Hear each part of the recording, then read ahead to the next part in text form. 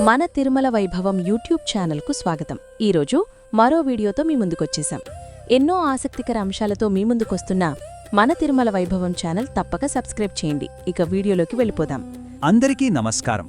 ఈరోజు మనం మనసుకి ఎంతో శాంతినిచ్చే ఒక దివ్యమైన గాథ గురించి తెలుసుకోబోతున్నాం.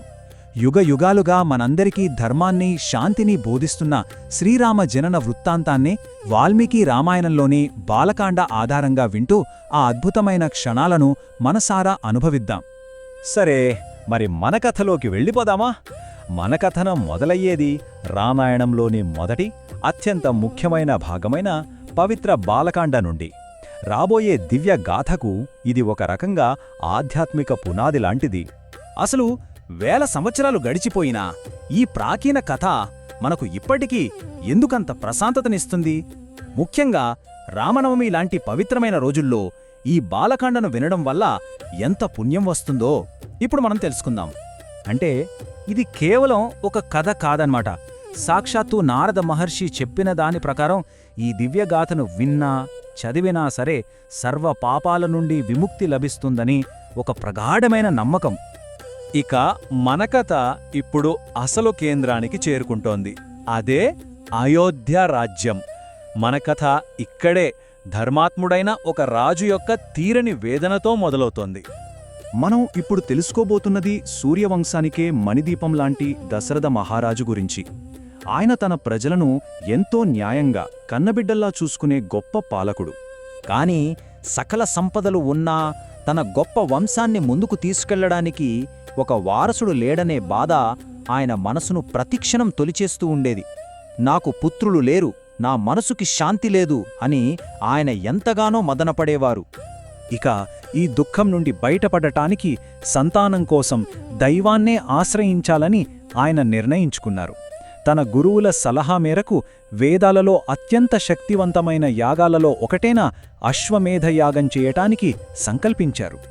చూడండి, ఇక్కడ భూమి మీద దశరథుడు తన కోరిక కోసం యాగం చేస్తుంటే, దాదాపు అదే సమయంలో స్వర్గంలో దేవతలు కూడా ఒక పెద్ద సమస్యలో ఉన్నారు.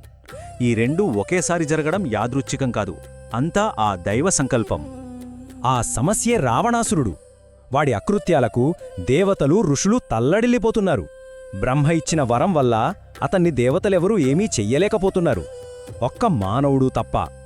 ఇక చేసేది లేక దేవతలంతా కలిసి ఆ శ్రీ మహావిష్ణువు దగ్గరికి వెళ్లి మొరపెట్టుకున్నారు. వారి ప్రార్థనల విన్న ఆ లోకరక్షకుడు దశరథుని కుమారుడిగా జన్మించి రావణుడు పీడ విరగడ చేస్తానని వారికి అభయమిచ్చాడు. సరే, ఇప్పుడు మళ్ళీ మనం భూలోకానికి దశరథ మహారాజు చేస్తున్న యాగం దగ్గరికి వచ్చేద్దాం. ఎందుకంటే ఇక్కడొక అద్భుతం జరగబోతోంది. యాగం విజయవంతంగా పూర్తయిన దృశ్యం చూడండి.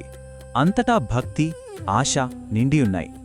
ఆకాశాన్ని తాకుతున్న యాగ జ్వాలల్ని చూస్తుంటే దశరథుడి మనసులో ఆశ కూడా అంతే ఎత్తుకు చేరింది.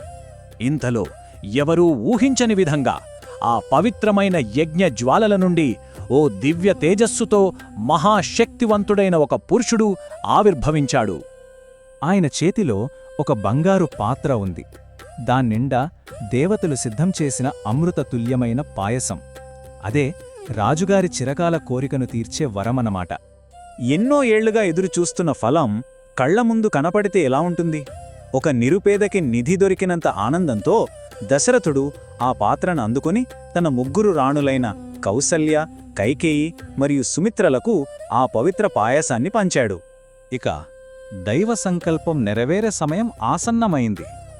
భూమి, ఆకాశం, సర్వలోకాలు ఆ అత్యంత శుభప్రదమైన రాక కోసం ఊపిరి బిగబట్టి ఎదురుచూస్తున్నాయి.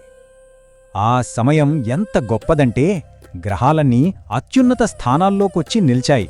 పునర్వసు నక్షత్రం, కర్కాటక లగ్నం, సాక్షాత్తు ఆ జగన్నాథుడి రాక కోసం ప్రకృతి కూడా సిద్ధమై నిలబడింది. ఆ దివ్యమైన ముహూర్తంలోనే కౌసల్యాదేవి గర్భాన సకల లోకాలకు ఆరాధ్య దైవం సర్వకల్యాణ గుణశోభితుడు అయిన శ్రీరామచంద్రుడు జన్మించాడు. ఆ క్షణంలో అయోధ్య అంతా ఆనందంతో పులకించిపోయింది. స్వర్గం నుంచి దేవతలు పూలవర్షం కురిపించారు, గంధర్వులు పాడారు, అప్సరసులు నాట్యం చేశారు. కౌసల్యమ్మ ఒడిలో ఆ లోకాభిరాముడు మెరిసిపోతున్నాడు. ఆ వెంటనే కైకేయికి భరతుడు, సుమిత్రకు లక్ష్మణ, శత్రుఘ్నులు జన్మించారు. శ్రీరాముని ఈ ముగ్గురు సోదరులు కూడా దివ్య అవతారాలే. ఇక నలుగురు కుమారులతో దశరథుని ఆనందానికి అవధులే లేవు. ఈ కథ వింటుంటేనే ఎంతో ఆనందంగా ఉంది కదూ. కానీ ఈ దివ్యజనన కథ మనకు కేవలం ఆనందాన్ని ఇవ్వడమే కాదు, ఒక గొప్ప ఆధ్యాత్మిక సందేశాన్ని కూడా అందిస్తుంది. మహర్షులు చెప్పేది ఒక్కటే, మన జీవితంలో ఎలాంటి కష్టాలు వచ్చినా ప్రశాంతంగా ఉండాలన్నా శ్రీరామనామస్మరణే ఒక గొప్ప రక్ష. అదొక సరళమైన కాని అత్యంత శక్తివంతమైన సాధనం. అందుకే ప్రతిరోజు ఆ శ్రీరాముని నామాన్ని తలుచుకుంటే చాలు, మన జీవితం ప్రశాంతంగా సాగిపోతుంది. ఈ పవిత్ర గాథను విన్న ప్రతి ఒక్కరి హృదయం భక్తి, ప్రశాంతతతో నిండిపోవాలని మనస్ఫూర్తిగా కోరుకుంటూ ఈ వివరణను ముగిస్తున్నాను. శ్రీరామజయం. సర్వేజన సుఖినో గవంతు. చూశారు కదా, ఒక మంచి వీడియో. ఇలాంటి మరిన్ని మంచి వీడియోల కోసం మన తిరుమల వైభవం ఛానల్ తప్పక సబ్స్క్రైబ్ చేయండి. మరియు ఈ వీడియో కూడా లైక్ మరియు షేర్ చేయండి. అన్నట్టు క్రింద డిస్క్రిప్షన్లో ఉన్న మన వాట్సాప్ ఛానల్ తప్పక ఫాలో అవ్వండి. అక్కడ మరిన్ని ఆసక్తికర విషయాలు తెలుసుకోవచ్చు.